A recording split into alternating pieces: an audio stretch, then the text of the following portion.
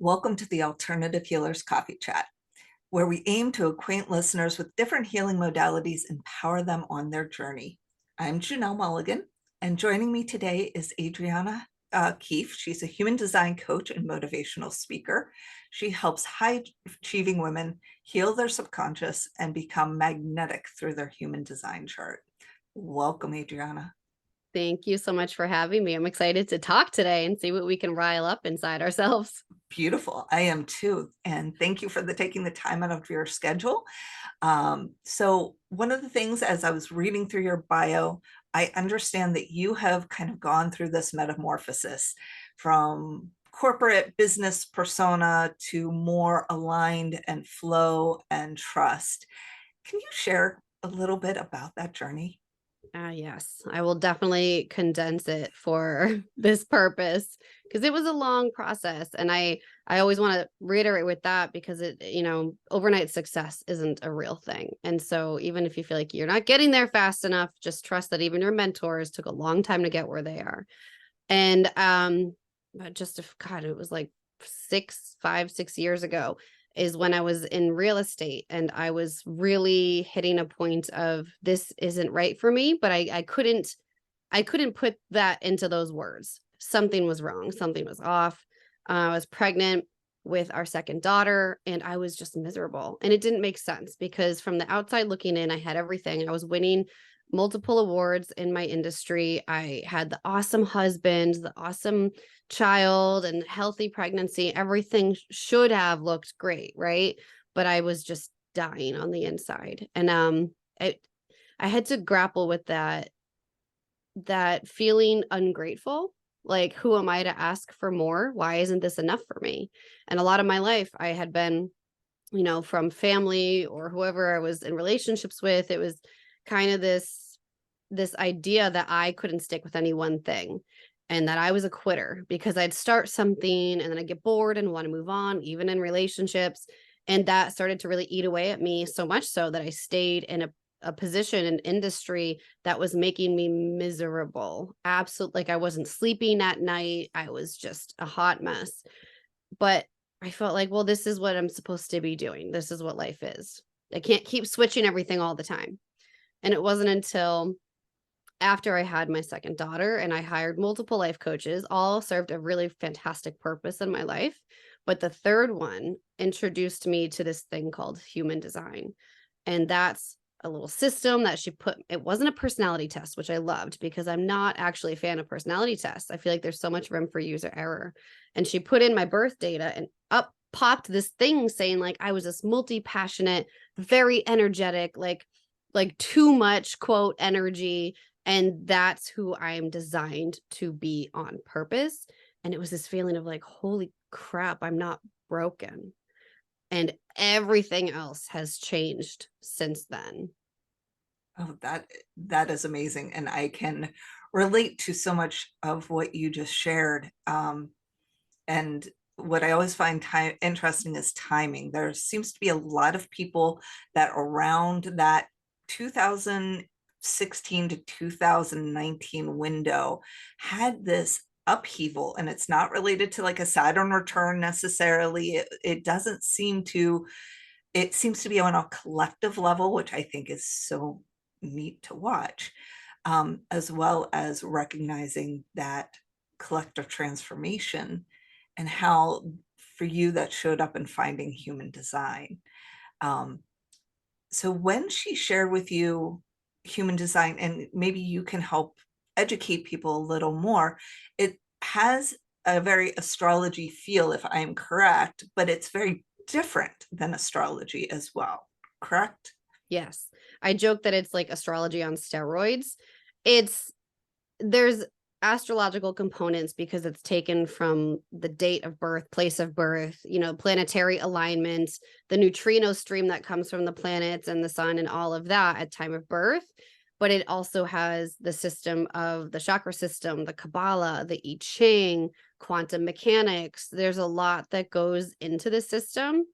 And what it's teaching you your energetic blueprint, essentially. It's teaching you how to access your body's consciousness, how to use it as a decision-making tool, how to find alignment for yourself. And I'm sure everyone's heard the term alignment by now, or kind of like you said, from that kind of collective awakening. I think that everyone has become more aware of this, which it was my Saturn return, but I think I had a leg up because the collective was already becoming more awake to all of this. So I think I was Uh-huh. introduced to things sooner than other people were years ago.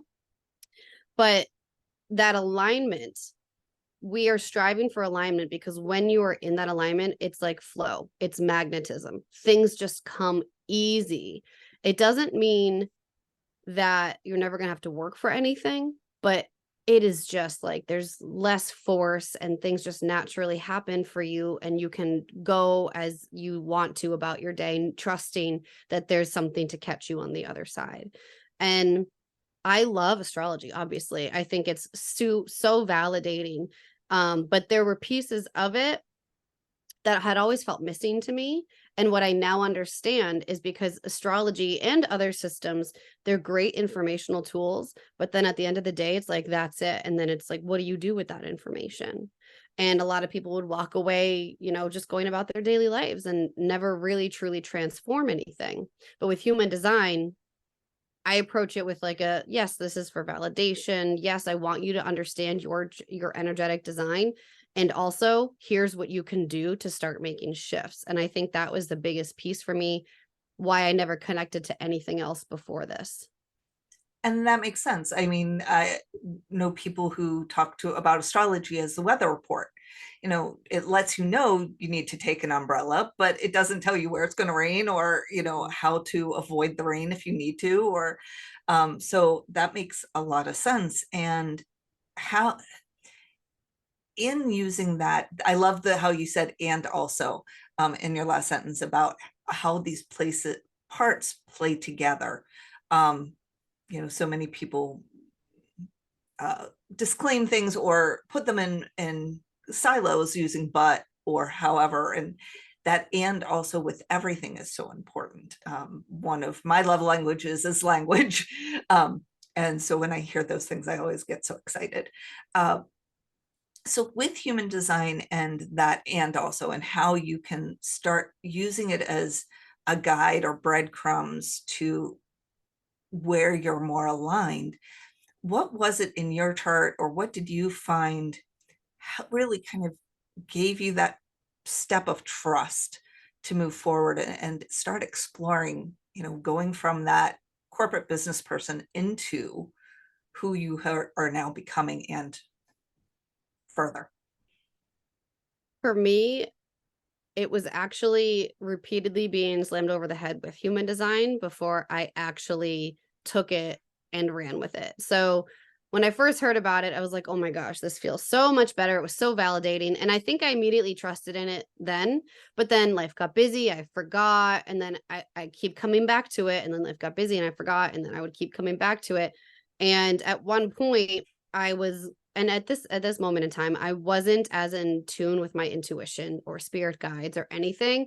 But I will say now, I fully believe it was my guides being like, pay attention to this, and like slamming me over the head with it. So I took it and decided to play around with it with my business. And like, well, I know certain energetics I can use in my business to help shift things. And it started working. And it was just the very superficial level of like, my type, I'm a manifesting generator. We do really well audio, video, face to face. Like we just have this big warm aura. And I am also a 4/6 profile, which we can dive into later, but it means I am a great networker. I have a very large social network and I naturally want to connect people all the time.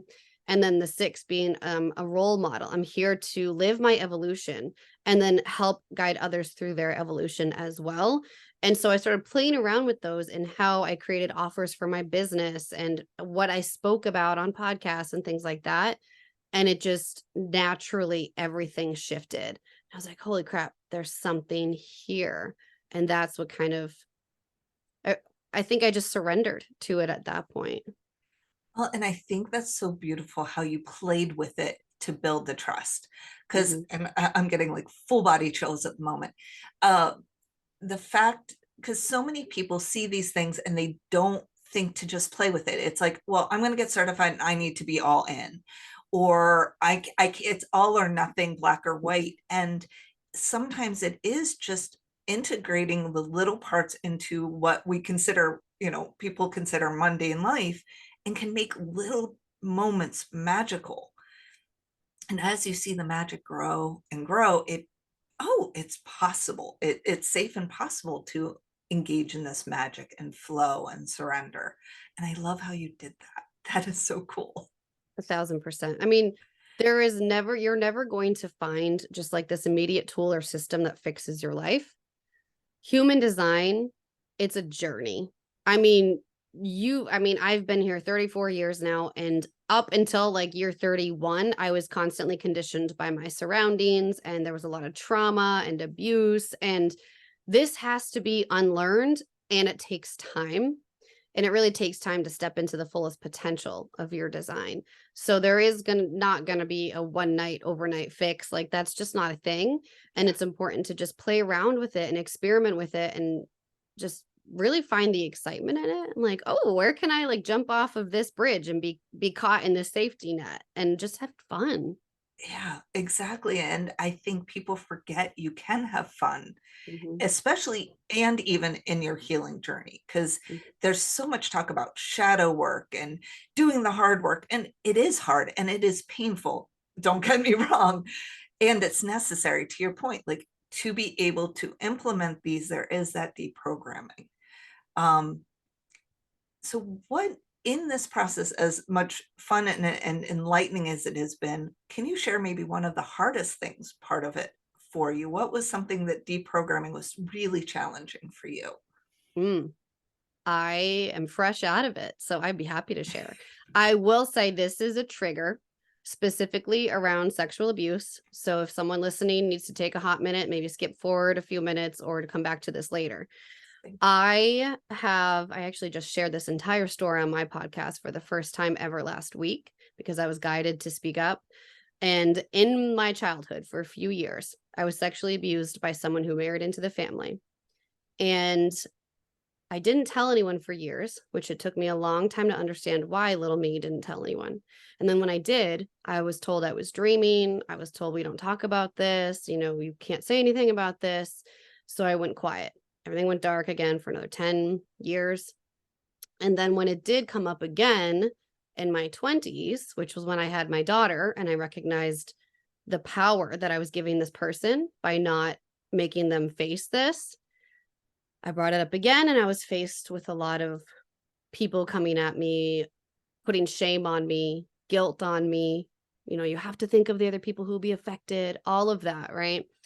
And so after years of doing things like EMDR with my therapist, I always have a therapist alongside what I'm doing. A coach is amazing, and a therapist can do different things.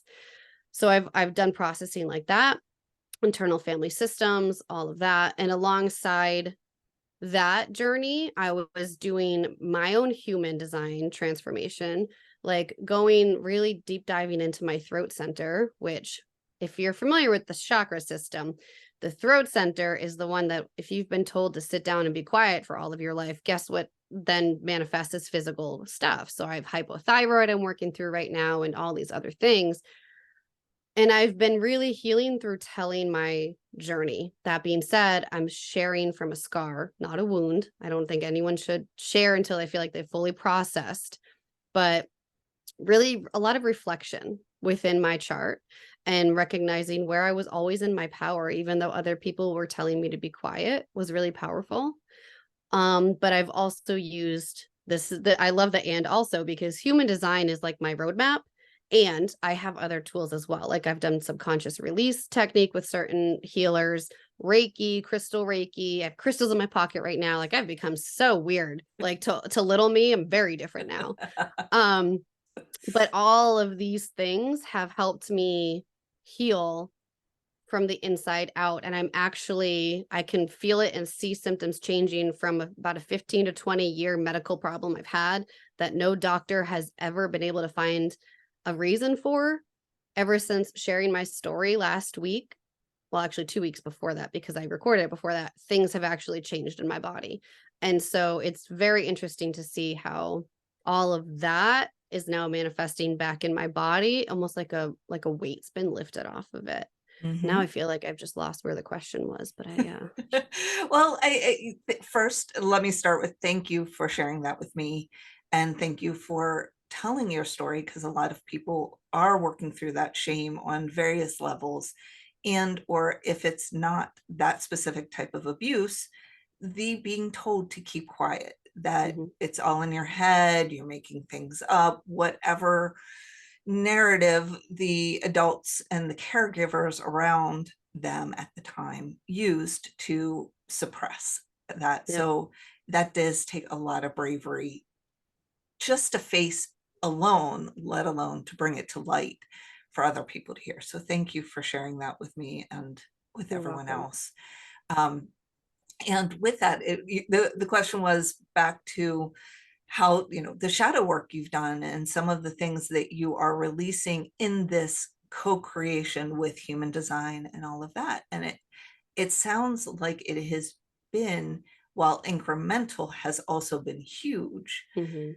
because as you unveil and look at those pieces of ourselves, and I love that you did internal family systems therapy.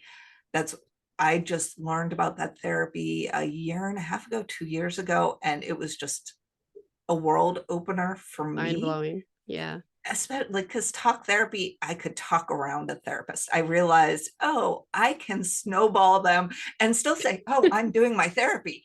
Yeah. And then I found, oh, there's a way I can actually hold myself and have somebody help hold me a little Yeah. more accountable to bring these parts. And it is so freeing to be able to allow these parts to speak and recognize, there's so much more to us. And Mhm. I think that's actually something cool about human design and astrology, is helps us look at these parts in different perspectives and light, and gives different language to explaining our experience. That I don't know. Well, we know that a lot of the collective and society are still looking to find language for. Um, and in your shadow work and in that release of these things, you've found more language and found ways of seeing yourself and little you, in a Mhm. way that she needed to be seen and heard and loved. Yes. 1,000%. And I feel like what I also love about doing things like internal family systems, or I'm currently working to be fully trained in tapping, because I love EFT tapping. It looks like you've done it before, because there's a lot of your body keeps a score, right? Like that. If Yes. anyone's never read that book, highly recommend. Talk therapy wasn't cutting it for me, and I never knew why. And it's because my body was holding on to everything and I was becoming emotionally stoic and I had no idea. And Yep. so a part of this process is being able to release your body. And I love that things like IFS, EMDR, tapping, like they can all let you tap into that and release it so that it can catch up with your brain. Because your conscious mind is like, no, I'm so ready to move on from this. And your body's like, no, we ain't. But like Mm. having the human design roadmap as that piece of awareness and then acceptance of like, no, no, no, this is who I'm supposed to be. So reflecting on, why am I holding myself back here? Why am I not letting myself be vulnerable? Why am I not letting myself take center stage? I'm literally designed to be fully recognized for what I do. And because my parents told me when I was little that I need to stop taking up the spotlight, doesn't mean that that's actually what I'm supposed to do. So it all kind of comes together, but it doesn't have to be difficult. It can be simple. It's just finding the path that works for you. Agreed. And if somebody's fairly new to human design, I know on your website they can get their chart. I know there's a number of other opportunities out there, and they're just looking at it for the first time. Where would you recommend they kind of start looking? Because it can be overwhelming, just like astrology and everything Yes. else. You see the chart and it's quite overwhelming. Should they start?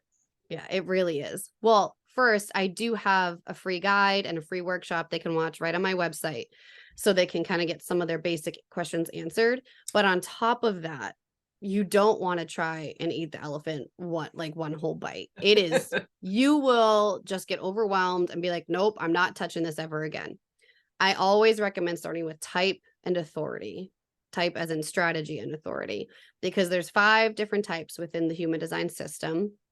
And the strategy is the way that you're designed to interact with the world around you to create more opportunities for yourself, like flow, not force. How am I actually designed to take up space here and let things be easy?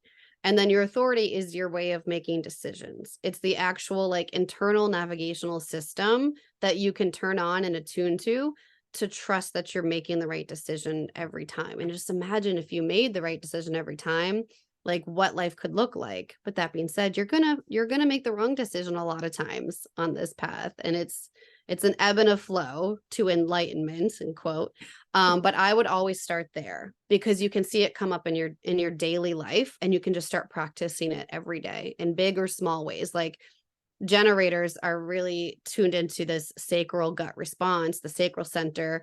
And this is literally the gut response people talk about. That's actually not right for everyone, but for generator types, they have this. And you could be like, do you want pizza tonight? And they'll be like, oh, like that immediate vocal response is like, yes. Or like, do you want to go out and club at like 9 p.m.? And like, if you ask me that these days, I'd be like, oh, like a very audible, oh, no. So tuning into that, it's like your subconscious speaking to you.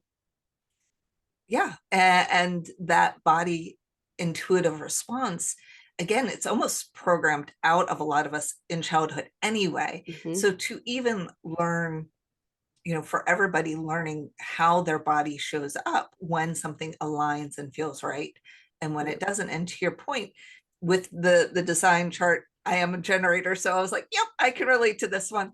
That yes and no feeling, and I think it's called response. Yep. How are you going to respond? Now, you mentioned not everybody is going to necessarily feel that way. So can we talk to maybe some of those other ways? So people are like, well, that doesn't resonate. What are some things, other ways it may show up for people?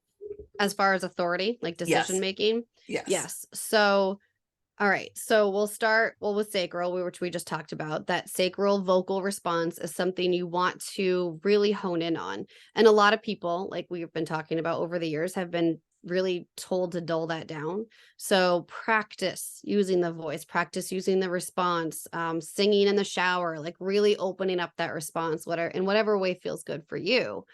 But for some generator types, they might also have emotional authority, which is what I have. And this is someone who, yes, we have that sacral response. We're like, oh, yes, that sounds exciting. But it's like a 2-point system is not the right word I'm looking for. Like it's not a green light until you get the second confirmation. And that comes from this emotional wave that we have. We have to wait for clarity, wait and see where our emotions settle, because we can be like really excited about something. And the next day we're like, oh, I don't have the energy for that. I don't want to do that. The next day we're like, you know what? I do want to do that. And it's really like, we can be all over the place. So it's important to wait for that clarity. You do not make spontaneous decisions. Well, you have to let your emotions settle, ride out that wave. It's very natural for you. It's right for you. And then come to what feels like a grounded, clear answer toward the end. Then we have splenic authority. This is the fastest decision maker. This is intuition.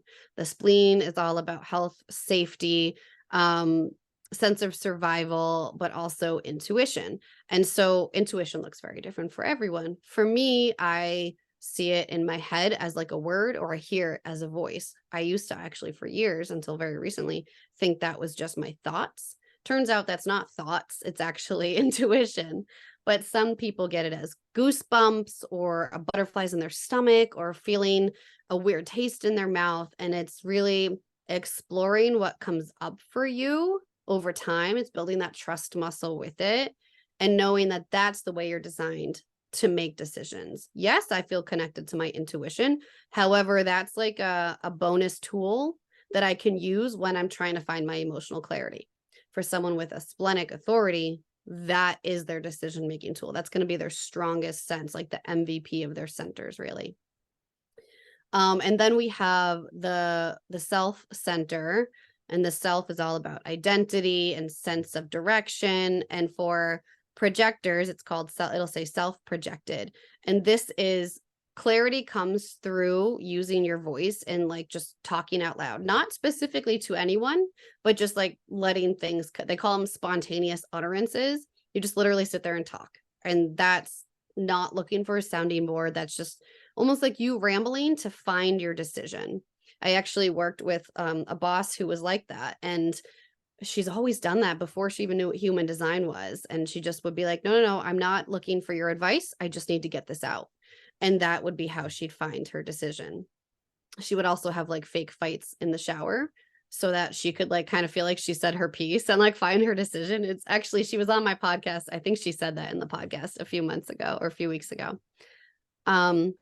We have the mental projectors. You'll also see, mental authority. You can also see it written as none or environmental. This human design, there's a lot of people making up terms, but what it means is that you are designed to actually use like sounding boards and like trusted advisors to talk to, not negative Nancy. I'm talking about people that actually give good sound advice, putting yourself in environments that feel good, that help you find clarity in your own decision. It's not really about you just taking someone else's decision, but trusting that that conversation is going to help you find your own clarity. We have the ego authority, which is the heart center. And this is a center that's really designed to be healthily selfish. So asking if your heart is saying that I truly want to do this thing and I truly have the energy to do this thing. And that it literally, for most people I've spoken to, it literally does feel like the heart is either being pulled towards something or away from something. But again, it's going to take time to really tune into your body awareness. So just keep practicing and see what comes up for you. We have, what did I already talk about? Lunar authority is for reflectors. And they have, I feel a lot of resistance when I talk to reflectors about this because our society is not built to support them. They are actually designed to make decisions on a moon cycle, a lunar cycle. So 28 days is how long they need to find their clarity and let all the information process through all their 9 centers and find that grounding answer. And that can be difficult in today's day and age. But trusting that process, and some reflectors actually say that they naturally did that. They were like, I felt so wishy-washy for weeks, and so I wouldn't actually give an answer until the end of however many weeks. And that was actually their lunar authority coming through naturally. I know I missed some more. Oh, ego projected. I think there's about 2 more. Ego projected is when it's a projector who has the heart center, and it's really asking yourself, will this fulfill me? Do I really want this? Again, making sure that you're going back to the heart center and being healthily selfish and what you want to spend your time doing. I think that was all of them, actually. Sorry, it's difficult when I don't have them all written down. I'm like, did I go through all of them? Like you said, there are quite a few, and if I'm Yeah. correct, like there's always like a nuance too. And I guess that's one disclaimer we'll make is these are just high level descriptions. There's so many nuances, just like in an astrology chart where you have different planets that are going to add influence or spice or flavor, how all of your chart is aligned and set up, and what's the term where they're filled and they're not filled? Defined or Yes, undefined. thank you. That adds flavor to the chart as well, correct? Yeah. Yes. Yes. You're so incredibly unique, which is the best part about it. But it can also be like, I can see where it feels challenging to someone who's new because they're like, but I just want the direct answer. And I can't give you a direct answer. I can just guide you according to what I see in your chart. And it's all an experiment. And they're, like you mentioned earlier, they're tools for that person to recognize and grow awareness in themselves, and then apply those tools in their lives in whatever resonates for them, and to use that discernment. And like you said, I think a lot of people still want that, the pill that's going to make it all better, the one-stop shop, and life will be rosy. But like you said, it's a journey. It really is. It is.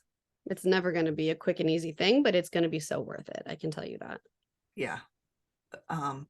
And with your journey and how you are developing your use of the charts, like, so you have a client that's coming to you that is, about like an intermediary in the chart, and they've been working with it, and they want to go to that next level so that people can see how this can be implemented in stages, maybe for themselves, that, okay, if I start baby steps now, I'll get to this point. Somebody's come to you with that intermediary. How would you walk them through the next kind of phase? Like, what are there anything in their chart you would start having them dive into or look at that they wouldn't initially? Well, that's a really awesome question. I don't think anyone's ever asked me that question. And my answer is also probably not going to be as straightforward as you'd hoped, but I am intuitively guided to what they need. And sometimes, like yesterday, I had a chart reading where she just mentioned she just kept getting sick in her throat. And I didn't even know this woman. She was a podcast listener. And I said, if you have any trauma, abuse in your history, you've been told to be quiet, like this is how it's going to manifest. And she did. And so we worked through some journal prompts. I know everyone hates journaling. I don't know why everyone hates it so much. I'm telling you, it's so meditative. I was even resistant to it as a busy mom of 3, but I can tell you it's very much worth it. Just taking the time to have that reflective process is really good. And asking herself questions of like, where do I feel I'm not being seen? And what situations do I put myself in where I feel like if I'm not trying to fill the space with my voice, that I'm not being seen? Or where have I been told to be quiet? And so prompts like that help a lot. Again, awareness and acceptance. There's also, I'm actually doing a free workshop on this in 2 weeks from today, finding your purpose within your chart. There's a lot of information in your chart. So if they're coming to me for career potentially, and like, am I on the right path? We can actually decode the purpose that they're here to fulfill. And for example, mine has to do with raising the collective consciousness and awareness and being the role model, being one to many. And I always saw myself when I was a kid being on stage, but I didn't know what that meant. No, I would have never been like, yeah, this human design system is my way to success. Like there's no way. And I actually felt extremely overwhelmed when I learned about my cross, because I was like, what am I supposed to be, like a freaking shaman? That doesn't feel good to me. But it's kind of finding the commonalities. Like, what are you doing now? Do you feel like that connects to your purpose? There's also the channels and the gates that are personality traits and energetic traits that show up for you. And some, I mean, just like astrology, some are in your Mars or your Mercury or your Venus or your Jupiter. So does it correlate to work or love or communication? There's like endless possibilities within the chart. So it's really where they need the most healing and guidance it's a very custom journey. That's fantastic. And giving the, additional ways that they can look and explore and reach out. And thank you for bringing up the workshop that you're going to be doing in 2 weeks. We'll make sure to kind of put a link. Yeah, I'll send you that link. That would be beautiful. I'll put that in the description for anyone listening. And I just had a thought and it just went running away. So in connection to purpose, because I think a lot of people are searching for that right now in the collective awakening, in this, I don't want to necessarily do the grind anymore. However, I need to still pay the bills. And we everybody is like, okay, then how do I fulfill myself, which they then define as purpose, or seem to mostly define it that way. And how can I make money doing that, and such? It can be a little overwhelming. How are some ways for you and or your clients you've seen their purpose kind of show up? Maybe one that was like, oh my goodness, that is so cool, that you saw in somebody's chart and how it was manifesting for them. Oh my gosh. So I feel like this is like a ripoff if I give you another example of me, but it just happened to me again. See, this is a journey. This is an experiment. But then I'll follow it up with some client examples too. But my husband lost his job back in March. And before then, I was a speaker rather often at conferences, on panels, workshops for companies. But when that happened, there was a part of me that shift. I didn't even realize it, into let's focus more on the online space. Maybe that's quicker, easier money. And then, it was successful-ish, but it was definitely not going to support my family of five. And it wasn't until the past few months when I was being guided to speak up again, speak, speak, speak. And I was like, what does that mean? And then I had this moment of realization where I was like, wait a second, my chart is literally covered and you need to be a speaker. And when I realized that, I shifted back into less of the online model and more of the I need to be talking to companies again and doing this and doing that. And immediately the financials followed. It was just having this unshakable trust in the universe, God, source, whatever it is you believe in, knowing that, remember, I'm going to respond to what's coming up for me. And if this is right for me, I need you to tell me, I need you to show me, listening to those signs and really finding that alignment again. We can so easily get off our path. Even I do. That's why coaches are so important. We need people to see those blind spots for us, which is what happened to me.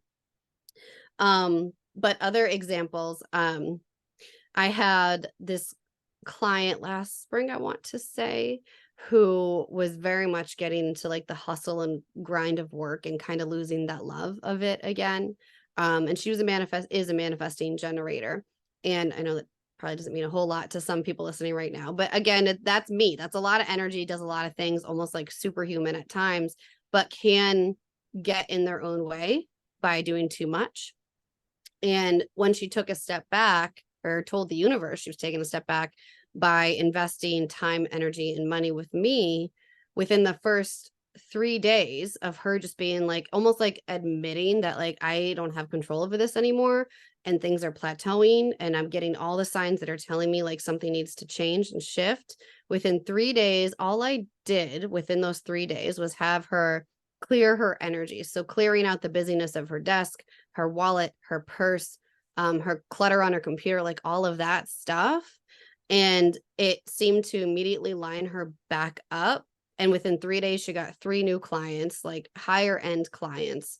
And it kind of, this wasn't so much that she was doing the wrong thing for her purpose, but she had fallen off of what truly mattered for her purpose, which I can't remember exactly what her incarnation cross or anything was right now. But once she took space for that to come through again and to enjoy it again, it was like the resources just were handed over to her.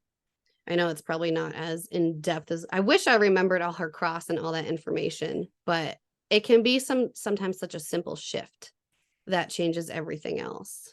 And that prioritization of self and taking time to breathe. I had an appointment meeting with someone yesterday, and that was a theme that seems to be coming up, is recognizing that sometimes we do just need to take a rest, just need to clear the energy space and allow our brains and our nervous systems and our spiritual team to allow it to all reset in some way, to allow the new to come in. They talk about the cleansing and different ways to do that. And even if I love how simply you guided her in cleaning out the purse and the files on the computer, because it's so easy to just shove things in all of those places and not think about how that is influencing our Yep. energy on a daily basis. Yep. It's funny, before I taught human design, I used to teach decluttering, like actually from a psychological standpoint and manifestation standpoint. And I had no idea it was gearing me up for energetic work like this. And I was like, oh, it all makes sense now. That's why I was interested in that. Yep, the universe was giving you the stepping stones. And Hmm. I think a lot of people, especially because I'll be 50 in January.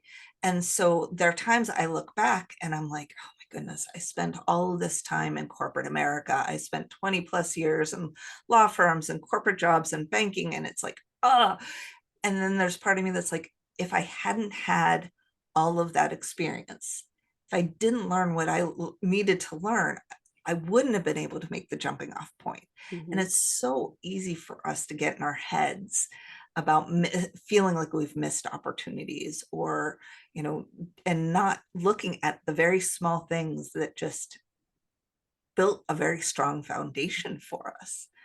Mm-hmm. It's funny that what's coming to mind for me right now is like at no matter what age you're at, like at the chart reading I had yesterday, I think, how old was she? Almost 60, I want to say, maybe a little older. And she was talking about how she felt she missed the boat and it was too late for her. And you're mentioning it now. And this whole time I'm thinking what's so funny is I naturally have that thought all the time. And I'm only 34 because a lot of my mentors were millionaires in their 20s. And it's like, hoorah, good for them. But that's not my story. And we have to let that go. That's not our story on purpose. Yeah. And it's part of our path. That's huge. And I think that is definitely a message a lot of people need to hear right now, is because, like you started early, is this is not a, overnight success story. Most stories are not overnight successes. They failed, 100,000 times sometimes before that one time that just launched. And we don't see that. We don't get to see that part of their story. And they may talk to it, but we get 5-minute clips, so we really don't understand the amount of blood, sweat, and tears and getting up, falling down, getting up and trying again. And it doesn't matter what age that we are. And because we see this around us, it's so easy to have that comparison game. And what I like about what you said about, the human design chart being unique, it's remembering that exact thing is we're unique and our path is going to be our path. You really can't compare because each is so very, very different. Yeah, we were just talking about this in my mastermind before I jumped on here. And two of us in that call are the line 6, the role models. And what that really means for us is it's the long game. There's this potential of being like do you know Dr. Joe Dispenza? Yes. He's a line 6. Louise Hay, line 6. Like that's what a line 6's potential is really like. But myself and another woman on this mastermind were both 34 and we're like, oh, why can't we just get there yet? Like, why haven't we just arrived? And it's like, it's not it though. It's the long game. And knowing things like that, it just it brings you back down. It's just like, you're right. Let me be present. Let me be patient with where I am. Enjoy this ride. Enjoy my kids while they're little and just live life. Yeah. And showing up in the little ways, and like we were talking earlier, and I don't know why this keeps getting brought up, is as we're growing and doing this journey and transitioning and finding that pause in an everyday to be able to breathe, that it doesn't have to be the big ahas, it doesn't have to be the big things, are so important. And I guess I'm getting the impression that I just need to be reminded of that because of wanting that goal, wanting to have more clarity on exactly that next step. And if I trust what's happened over the last 5 years, I didn't look for the next step. Like the next steps have just kind of kept coming, and I've been very blessed in that. And if I continue to trust, I will continue that. It won't always be easy. There's been really hard times. And I think that's also the other thing people need to remember is, as much easier and flow as it is, there's still going to be crappy things, and that's okay. That's part of the journey too. Oh my God, 1,000%. Yes. It's like, I feel like there's a lot of, I don't know, when it comes to things like crappy happening in life, and I'm talking like really bad things, there's so many different potential ideas out there with like how that comes, like what are you deserving of it? Is it karmic? Is it a soul contract? Like all of these things. And that's actually a question I get a lot with human design, with manifestation. And so if that just came up for someone listening, I want you to explore the ideas that are out there for you, as far as karma, dharma, soul contracts, like whatever it is, past lives, and just whatever resonates with you is the answer that you needed. Because I get that question a lot, like, but why does this awful thing happen to me? For me, in my story, I choose that my trauma was actually here so I could transcend it and do this work. I couldn't teach the way I teach now without that. And there's a lot of the older, bigger names in human design are men, and men that to my knowledge, have not had a history like mine. And so I bring a whole new flavor to this game, which is something I've had to learn to appreciate. I didn't understand at first. And that's because of what I went through, because of all the different things I've gone through. And that's just a part of my path. But that doesn't resonate with everyone. Well, and one of the things I experience as a hypnosis practitioner is that we find clients that need us as much as we need them. Typically, there's almost always a message in what we're helping them find in that for us as well. And because I think, especially in this day and age, there are so many people that are exploring and willing to look at their trauma now than ever before. And so having somebody else that says, I did it, gives them a safe space to A, do it for themselves, but B, then to be like, I can come to this person and I don't have to feel shame or embarrassment, all of that negative programming we have based around experiencing trauma that wasn't ours, responsibility in the first place, but it is our responsibility to start exploring it and looking at it and trying to work on healing it to whatever extent we can. And I think that is beautiful that there are people like you that are willing to put it out there and open your arms to them and say, here's a space that you can come and explore. Yeah. And I'm designed to be the person who speaks up for the people who can't, who are not designed that way. And that's why I'm too much. That's why I have too much energy. My laugh is too loud. Like, oh my, years and years I heard this and I shut myself down for so many years, just until the last few. And so for anyone else out there who's feeling too much, their voice is too big, I bet you're designed that way and you're designed on purpose. So use it for good and use it to help others. I love that. Thank you. Thank you. Okay. Well, we are getting close to time. Is there anything that you feel drawn or you feel the audience will additionally need to know before we close this call today? I would say if there's a feeling that you're getting, that you're kind of drawn toward a system like human design, it is a worthwhile investment for you, because there's some piece of you that's telling you this could be a major shift for me. And if you're listening to this podcast, you're probably also having some sort of healing or something in your life that you could have more in. And you deserve more. You deserve to have that. You can have it all, regardless of what anything else in society tells you. You deserve it, especially moms. Like, we are the worst for thinking we deserve things and for putting ourselves first. And you know what that's resulted in is some awful statistics postpartum and women who aren't getting the help and support they need. So there are tools out there. And even if it's not human design, there's other tools out there. Whatever resonates with you is what's for you. So I would say just take this, dive it into a little bit and see how it feels. And if it resonates, hell yeah, let's do a chart reading. Let's do, I have a membership, like whatever you want to do to dip your toe in and see where you can go from here, because it is better. There's always better that you can have. Wonderful. And how can they find you? My website is adrianakeefe.com with one N. Everyone spells my name with two N's because no, Adriana. I hang out on Instagram a good amount. It's Audrey Keefe, ADRI. And then my podcast, the No BS Human Design Podcast. I do put episodes weekly and they're educational, conversational, learning from other people who have transformed through human design and such.